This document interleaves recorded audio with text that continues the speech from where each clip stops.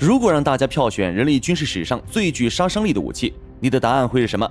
是纵横全球大洋的航母，还是轰炸一切的隐身轰炸机？我相信，如果让一个现役美国大兵做出选择，他给出的答案一定是那艘正静静潜伏在全球大洋深处、美军海基核威慑的绝对支柱——俄亥俄级核动力弹道导弹潜艇。在美军武装序列里，俄亥俄核潜艇是出了名的低调。它不像 F-35、F-22 和 B-2那样频繁出勤，也不如各种尼米兹级、福特级航母那样一不小心就将伊朗、委内瑞拉封锁。它很少出手，或者说哪怕是美军也不敢轻易让它出手。我们可以从它的外号上看出来，大陆抹除器。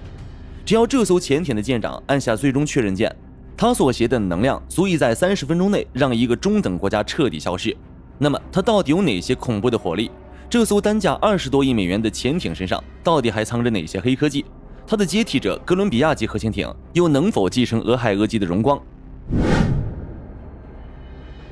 按照美军公开的战力配置和核弹道导弹参数，一艘 SSBN 版本的俄亥俄核潜艇，其携带的核爆当量相当于整场第2次世界大战所有爆炸物总和的 6.7 倍，也就是二战再炸个6-7遍，才刚好等同于一艘俄亥俄级的火力。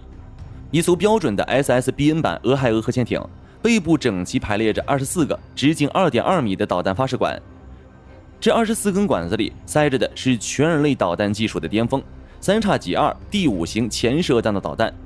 这种导弹单枚造价就高达数千万美元，最大射程超过 1.2万公里。由于采用了惯性制导加上高精度 GPS 修正，它的原概率误差被控制在了惊人的90米以内。这就意味着它从西海岸的俄勒冈州发射，能精准地钻进东半球某个指挥中心的通风口。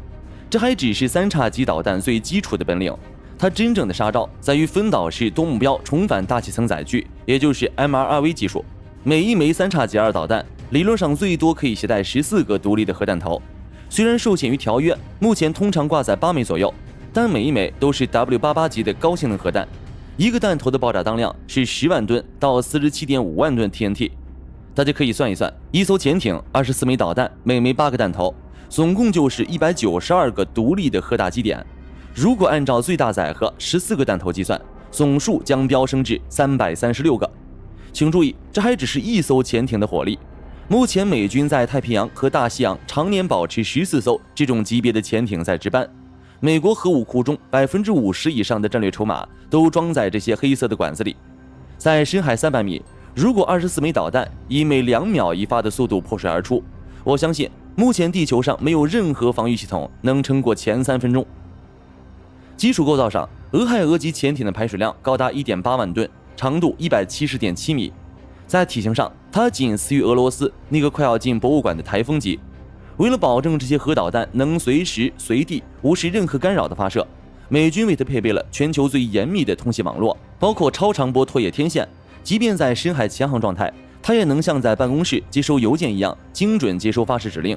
然而，想要在大洋深处背着几百枚核弹跑几十年而不被发现，最大的敌人从来不是对手的驱逐舰，而是那个最基础的物理属性——噪音。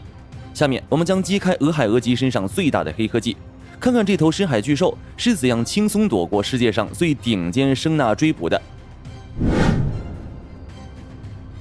在潜艇圈有一句流传甚广的真理，只要你发出了声音，你就已经是一具游动的钢铁棺材。俄亥俄级之所以能服役40年依然是水下霸主，全靠它那颗被称为 S8G 的自然循环压水堆。很多军迷可能觉得和反应堆都长一个样，其实不然。传统的核潜艇反应堆必须依靠主循环泵不停地搅动冷却液来散热，那个水泵转动时发出的机械震动和水流冲击声，在对方声纳员的耳机里就像是在图书馆里有人在打碟。但通用电气研发的 S8G 反应堆却完全不一样，工程师利用了热胀冷缩产生的密度差，实现了冷却剂的自然对流循环。在潜艇进行低速隐身巡航时，它可以彻底关掉那个吵闹的主循环泵，俄亥俄级最主要的噪声源直接归零。据称，它在隐身状态下的巡航速度可以达到20节，也就是每小时37公里。在这个速度下，它的声学签名竟然能融入海洋背景的杂音里。以往的苏联潜艇想要保持安静，只能以6节的龟速像乌龟一样慢慢爬，而俄亥俄级可以在保持高度静默的同时，像鲨鱼一样在大洋中高速巡夜。除了心脏好，它的皮肤也很有讲究。全舰表面覆盖了厚厚的消声瓦。这种特殊的橡胶材料不仅能吸收雷达波，更能大幅度衰减自身发出的机械噪声，并散射对方的主动声呐波。除了藏得好，俄亥俄级还有一个让全球海军都羡慕到流口水的黑科技——出勤率。估计不少朋友要忍不住喷了，出勤率也算黑科技？殊不知，大多数国家的潜艇出海转一圈，回港就得趴窝维修几个月，但俄亥俄级就像个从不休息的永动机。在无需大修的情况下，理论上可以连续运作15年，这要得益于它那套天才的轮值制度。每艘潜艇都配有2组完整的、互不相间的船员，蓝色小组和金色小组。一组人带着潜艇在深海熬过100天的巡航，回港后，潜艇不需要进大船坞，也不需要停机冷却，通过潜艇背部那3个直径超过2米的大口径物流舱口，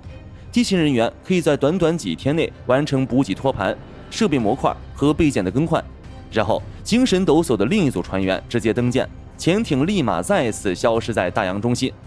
然而，随着冷战的硝烟在1991年散去，原本为了扔核弹、为了打世界末日战争而生的俄亥俄级，突然面临了一个非常尴尬的处境：核战争没打起来，如果没有核导弹可扔，这身耗费数千亿美金磨练出来的顶级装备，难道只能躺在基地的港口里慢慢生锈吗？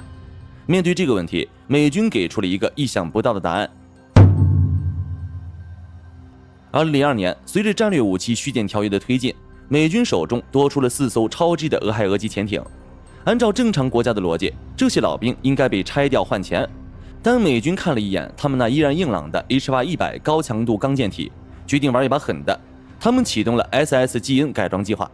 工程师们拆掉了原来的洲际导弹发射装置，在24个直径88英寸的大管子里，其中的22个被塞进了一个神奇的装置 MAC 发射簇。每个发射管里不再只放1枚大导弹，而是塞进了7枚战斧巡航导弹。这通魔改直接让俄亥俄级能一口气携带整整154枚常规战斧。一艘伯克级驱逐舰的垂直发射单元总共才96个，还得兼顾防空和反潜飞弹。而这一艘潜艇的火力投送量就相当于一整个水面打击编队的总和。一旦让俄亥俄级悄悄摸到对方1000公里以内的近海，就能在不到10分钟的时间里，像人工降雨一样，把154枚战斧导弹全部泼洒出去。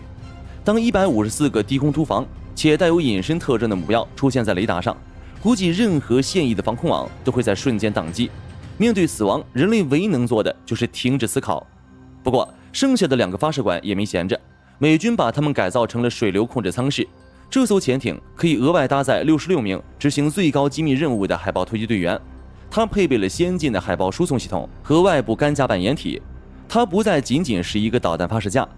而是一个绝密的联合作战中心，既可以充当无人机的母舰，也能布设先进的被动声呐监听阵列，甚至它还可以充当水下的数据中继站，指挥方圆几百公里的无人潜航器。这种多功能性的魔改让俄亥俄在近年的印太地区中出镜率极高。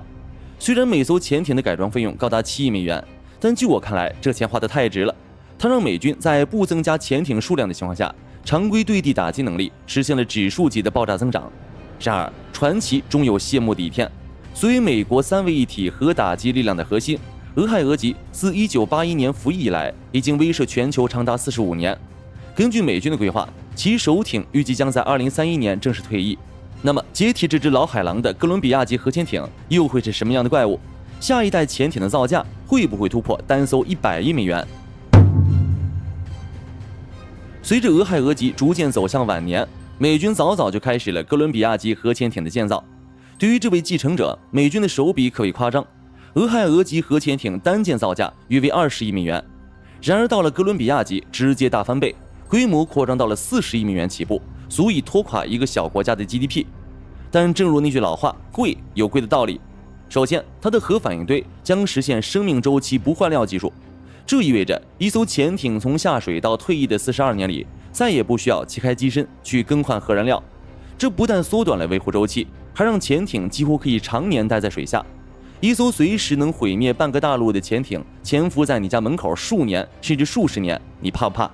其次，它将全面换装电推系统，取消了复杂的传动轴和减速箱，这将使潜艇的静音性能再次提升一个数量级。在未来的深海里，它将成为真正意义上的不可名状的存在。如果说俄亥俄级是20世纪精密机械的巅峰，那么哥伦比亚级就是21世纪的数字科技的巅峰。虽然它的发射管数量从24个缩减到了16个，但绝对不会有人认为它的威慑力也跟着削减。就我看来，俄亥俄级核潜艇能够横行近半个世纪，并且至今稳坐世界最强核潜艇的位置，靠的不仅仅是那几张图纸，而是美军背后那一整套深不可测的国家工业体系。这种体系包含了特种钢材 H8-100的顶级冶炼，复杂声学算法的迭代，以及那种能支撑几千名水兵的心理保障系统。无论是电影《赤色风暴》还是电视剧《核舰风云》，俄亥俄级总是扮演那个能决定全人类命运的主角。